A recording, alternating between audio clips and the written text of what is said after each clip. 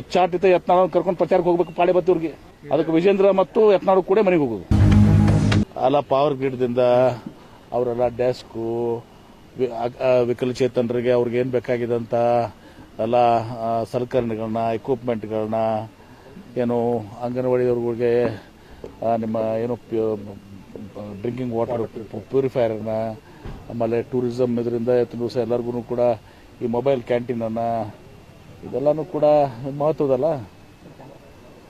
ಅದನ್ನು ನಾವು ಭಾಳ ಸಂತೋಷದಿಂದ ಜಿಲ್ಲಾಧಿಕಾರಿಗಳು ನಾವು ಸಿಇಒ ಪವರ್ ಗ್ರಿಡ್ನವರು ಭಾಳ ದೊಡ್ಡ ಕೊಡುಗೆಯನ್ನು ಕೊಟ್ಟಿದ್ದಾರೆ.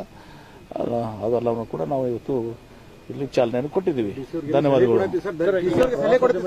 ನಾವು ಏನೋ ಸಲಹೆ ಕೊಡತ್ತಿದ್ರಿ, ಇದು ಅಂದ್ರೆ ನಾವು BLD ಇಂದ ಅನುಕೂಲ ಮಾಡಿಕೊಡ್ತೀವಿ ಮೆಡಿಕಲ್ ಸ್ಟೂಡೆಂಟ್ಗಳಿಗೆ, ಅದೇ ರೀತಿ ಮಾಡಿ ಅಲ್ಲ. ನಾನೇನು ಹೇಳಿದ್ದು, ಈಗ ಏನು ಕಂಪ್ಯೂಟರ್ಸ್ ಕೊಡ್ತಾ ಇದ್ರಲ್ಲ, ಏನು ಮಾನದಂಡ ಸ್ಟ್ರಿಕ್ಟ್ ಮಾನದಂಡ ಎಲ್ಲ ಮಾಡ್ರಿ ಅಂದರೆ ಎಲ್ಲನೂ ಕೂಡ ನೀಡಿ ಯಾರದಾರ ಆರ ಫಲಾನುಭವಿಗಳಿಗೆ ಹೋಗಬೇಕು. ಅವರು ಒಂದು ಸರ್ಕಾರ ಗೈಡ್ಲೈನ್ಸ್ ಇರೋದು ಪ್ರಕಾರ ಕೊಡ್ತಾ ಇದ್ದಾರೆ. ನಾನು ಉದಾಹರಣೆ ಕೊಟ್ಟೆ ಅವಾಗ. ಈ ಮೆಡಿಕಲ್ ಸ್ಟೂಡೆಂಟ್ಸ್ ಭಾಳಷ್ಟು ಕಡೆ ಈ ಗೌರ್ಮೆಂಟ್ ಸೀಟ್ ಸಿಗ್ತವೆ, ಗೌರ್ಮೆಂಟ್ ಮೆಡಿಕಲ್ ಕಾಲೇಜ್ನಾಗೂ ಮತ್ತು ಪ್ರೈವೇಟ್ ಮೆಡಿಕಲ್ ಕಾಲೇಜ್ನಾಗೂ ಕೂಡ ಗೌರ್ಮೆಂಟ್ ಸೀಟ್ಸ್. ಅವಕ್ಕೂ ಕೂಡ ಪಾಪ 1 ಲಕ್ಷ 1.5 ಲಕ್ಷ 2 ಲಕ್ಷ ಇರ್ತದೆ ಫೀಸ್. ನಾನು ಹೇಳಿದ ಮುದ್ದೆ ಬರ್ದ ಅದೊಂದು ಉದಾಹರಣೆ ಕೊಟ್ಟೆ. ಅವಾಗ ಪಾಪ ತಂದೆ ತಿರ್ಕೊಂಡಿದ್ದ, ತಾಯಿ ಪಾಪ 4,000 ದುಡಿತಿದ್ಲು ಅವಳು. ನೀವೇ ಪೇಪರ್ನಾಗ ಹಾಕಿದ್ರೆ ಅವಾಗ ಆ 4,000 ಊಟ ಬಿಟ್ಟರು ಕೂಡ 4,000 ಕೊಟ್ಟರು ಕೂಡ 42,000 ರೂಪಾಯಿ ಆಯಿತು ವರ್ಷಕ್ಕೆ. ಫೀನೇ 1.5 ಲಕ್ಷ. ಹಾಸ್ಟೆಲು, ಮೆಸ್ಸು, ಬುಕ್ಸು, ಸ್ಟೆಥೋಸ್ಕೋಪು, ಆ್ಯಪ್ರನ್ನು ಎಲ್ಲ ಕುಡಿದ್ರೆ 2 ಲಕ್ಷ 2.5 ಲಕ್ಷ ಬೇಕಾಗ್ತದೆ. ಮತ್ತು 2 ಲಕ್ಷ ಬೇಕಾಗ್ತದೆ, 1.5 ಲಕ್ಷ ಬೇಕಾಗುತ್ತೆ.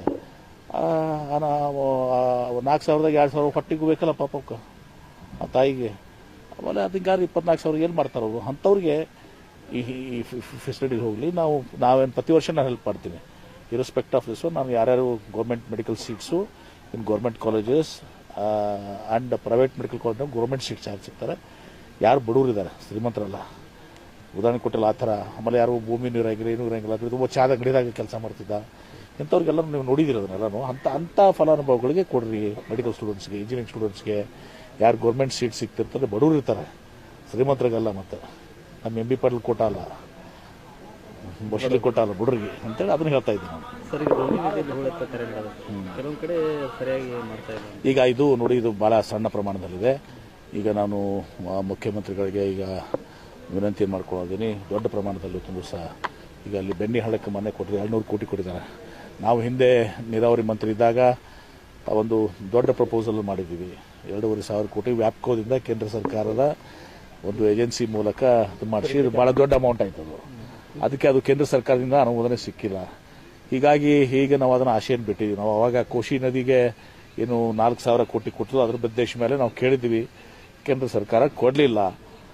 ಅದಕ್ಕೆ ಈಗ ರಾಜ್ಯ ಸರ್ಕಾರದಿಂದ ಒಂದು ಮಾಡರೇಟ್ ಪ್ರೊಫೆಸಲ್ ಇಂಪಾರ್ಟೆಂಟ್, ಅದ್ರಾಗ ಫೇಸ್ ವೈಸ್ ಮಾಡಿಕೊಂಡು ಅದ್ರಾಗ ಪ್ರಮುಖವಾಗಿರುವಂಥದ್ದು 100-200 ಕೋಟಿ ರೂಪಾಯಿ ಒಂದು ಇನ್ನೂ ಕೂಡ ಮಾಡ್ತೀವಿ. ಇದು ಸರಿಯಾಗಿ ಕೆಲಸ ಆಗಿರೋದ್ರೆ ಅದನ್ನ ನಿಶ್ಚಿತವಾಗಿಯೂ ಕೂಡ CS ಇಲ್ಲೇ ಇದ್ದಾರೆ, ನಾನು ಅದನ್ನು ನಿರ್ದೇಶನ ಕೊಡ್ತೀನಿ.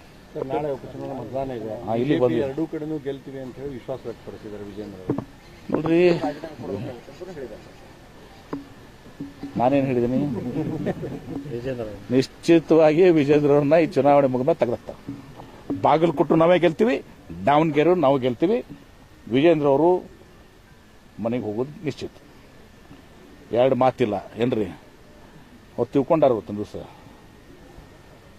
ನಮ್ಮ ಗ್ಯಾರಂಟಿ ಹೆಣ್ಮಕ್ಳು ಊಟ ಹಾಕಿದ್ರೆ ನಾವು ಒಂದು 10-15 ಸಲ ಗೆಲ್ತೀವಿ. ಎಲ್ಲ ಕೂಡಿದ್ರೆ 25-30 ಸಲ ಗೆಲ್ತೀವಿ. ಈ ಬಾರಿ ಹಾಕಂಗಿಲ್ಲ, ಯಾಕಂತಂದ್ರೆ ಗ್ಯಾರಂಟಿ ಯೋಜನೆಗಳನ್ನ ಪರಿಪೂರ್ಣವಾಗಿ ಮುಟ್ಟಿಲ್ಲ ಜನರಿಗೆ. ಅದು ಹಿಡ್ಕೊಂಡು ಈಗ ಎಲ್ಲ ಬೇಕಾದ್ರೆ ವಿಜೇಂದ್ರಿಗೂ ಕೊಡ್ತೀವಿ ಅಂತ.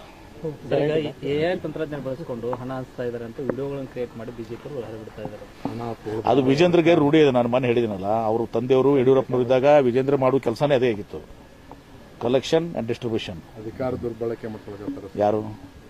ಅವರೇ ಮಾಡಿದ್ರು. ಮತ್ತು ಅವ್ರ ಮ್ಯಾಗ ಅಲಿಗೇಷನ್ ಇತ್ತಲ್ಲ, ಸಹಿ ಮಾಡ್ತಾರ ಯಡಿಯೂರಪ್ಪನವ್ರದ್ದು, ಇವರೇ ಸಹಿ ಪೈಲಿ ಇವರೇ ಸಹಿ ಮಾಡ್ತಾರ ಅಂತ ಹೇಳಿ ನಮ್ಮ ಸ್ನೇಹಿತರಾದಂಥ ಬಸನಗೌಡ ಪಾಟೀಲ್ ಯತ್ನಾಳ್ ಅವರು ಹೇಳ್ತಿದ್ರು.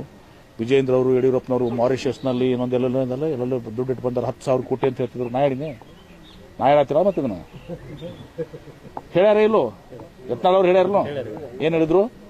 10,000 ಕೋಟಿ ರೂಪಾಯಿ ಸಿಂಗಾಪುರ ಮಾರಿಷಸ್ ನೆನಪದ ಮಾರಿಷಸ್ನಾಗ 10,000 ಕೋಟಿ ರೂಪಾಯಿ ಇಟ್ಟು ಬಂದಾರ ಅಂತ ಹೇಳ್ತಿದ್ರು. ದುಬೈದಾಗ, ಸಿಂಗಾಪುರ್ನಾಗ, ಮಾರಿಷಸ್ನಾಗ ಏನು ಹೇಳ್ತಾರೆ ಅವ್ರಿಗೆ ನಮ್ಗೆ ಕೇಳ್ರಿ, ಪಟ್ಟಿ ಕಣ ಅವ್ರು ಕೇಳ್ರಿ. ತಪ್ಪಿದ್ರ ಯಾವ ಊರು ಅನ್ನೋದು ನನಗೆ ಗೊತ್ತಿಲ್ಲ. ಮಾರಿಷಸ್ ನಾನು ಕೇಳಿದ್ನಿ, ಅವ್ರು ಕೇಳ್ರಿ. ಮತ್ತು ಅವ್ರು ತೊಗೊಂಡು ಪ್ರಚಾರ ಮಾಡ್ಕೊಂಡಿದ್ರು. ಮತ್ತು ವಿಜೇಂದ್ರ ಎಷ್ಟು ಪವರ್ಫುಲ್ ಇದ್ದಂದ್ರೆ 2 ಕ್ಷೇತ್ರ ಗೆಲ್ಲುದಿದ್ರೆ ಯತ್ನಾಳ ಯಾಕೆ ಬೇಕಾಗಿತ್ತ? ಉಚ್ಚಾಟಿತ ಯತ್ನಾಳ ಕರ್ಕೊಂಡು ಪ್ರಚಾರಕ್ಕೆ ಹೋಗ್ಬೇಕು ಪಾಳೆ ಬತ್ತಿ ಅವ್ರಿಗೆ. ಯತ್ನಾಳ್ ಹೋದ್ರು ಗೆಲ್ಲಲ್ಲ.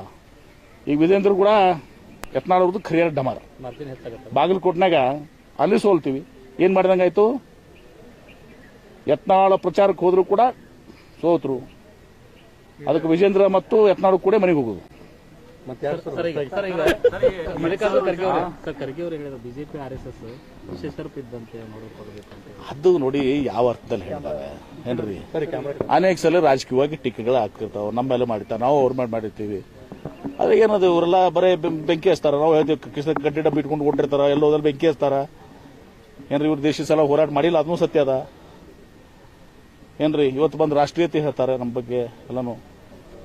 ಅಲ್ಲಿ ಇಂಡಿಯಾ ಗೇಟ್ನಾಗ ಹೋಗ್ರಿ ನೀವು. ಇಂಡಿಯಾ ಗೇಟ್ನಾಗ ಅಲ್ಲಿ ಯಾರ್ಯಾರು ಸ್ವತಂತ್ರ ಇದ್ರಾಗ ಪ್ರಾಣ ಕಳ್ಕೊಂಡ್ರ ಎಲ್ಲರ ಹೆಸರುಗಳದಾವ್.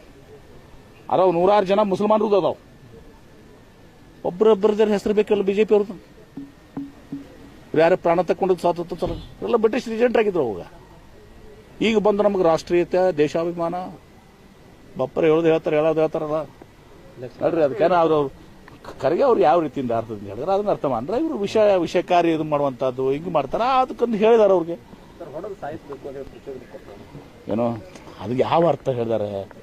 ಹೊಡೆದ ಲಿಟ್ರಲ್ಲಿ ಹಾವು ಹೋಗೋದಿರ್ತದಲ್ಲ ಏನ್ರಿ? ವಿಷಕಾರಿ ಹಾವುಗಳು ಕುದು ಮಾಡ್ಬೇಕಂದ್ರೆ ಇವ್ರು ನಿರ್ಮೂಲನೆ ಮಾಡ್ರಿ ಇವ್ರನ್ನ ಅಂತ ಅಂದಾಗ ಹೊಡೆದು ಕೊಲ್ಲರ್ ಲಿಟ್ರಲಿ ಹೊಡೆದು ಕೊಲ್ಲೋದು ಏನದು ನಿಮಗೂ ಗೊತ್ತಿರ್ತದಲ್ಲ ಮೀಡಿಯಾದವ್ರಿಗೆ. ಸುಮ್ಮನೆ ನೀವು ಅದಕ್ಕೆ ಬಣ್ಣ ಹಚ್ತೀರಿ. ನೋಡಿ, ಕಾನೂನಾತ್ಮಕವಾಗಿ ಏನು ಕಾನೂನಿದೆ ಆ ಕಾನೂನಾತ್ಮಕ ಸತ್ಯವೋ ಅಸತ್ಯವೋ ಅದೇನಿದೆ ಕಾನೂನು ಕ್ರಮ ಕೈಗೊಳ್ತದೆ. ಅವ್ರು ಏನು ಮಾಡಿ ಅವ್ರಿಗೆ ನೋಡ್ರಪ್ಪ, ನಮಗೆ ಇದ್ರಾಗ ಏನು ಸಂಬಂಧ ಇಲ್ಲ. ನಮಗೆ ಅದು ಬಗ್ಗೆ ನಾವು ಕಮೆಂಟ್ ಮಾಡಕ್ಕೆ ಹೋಗಲ್ಲ. ಏನು ಕಾನೂನಿದೆ ಆ ಕಾನೂನು ಪ್ರಕಾರ ಏನು ಸತ್ಯ ಇದೆ ಅಸತ್ಯ ಇದೆ ಅದರ ಮೇಲೆ ಕ್ರಮ ಆಗ್ತದೆ. क्वालिटी एजुकेशन का नाम डायमंड ग्रुप ऑफ इंस्टीट्यूशन, एक नाम कई काम। LKG से लेकर PG तक रेगुलर और डिस्टेंस मोड में स्पेशल कोचिंग क्लासेस के लिए NEET, IIT, JEE, KS, ET integrated यहां मिलेंगे। आपके पसंद के courses PCM, PCB, PCMB science college. ज्यादा जानकारी के लिए इन नंबरों पर कांटेक्ट करें। आपके भविष्य की फिक्र डायमंड ग्रुप ऑफ इंस्टीट्यूशन।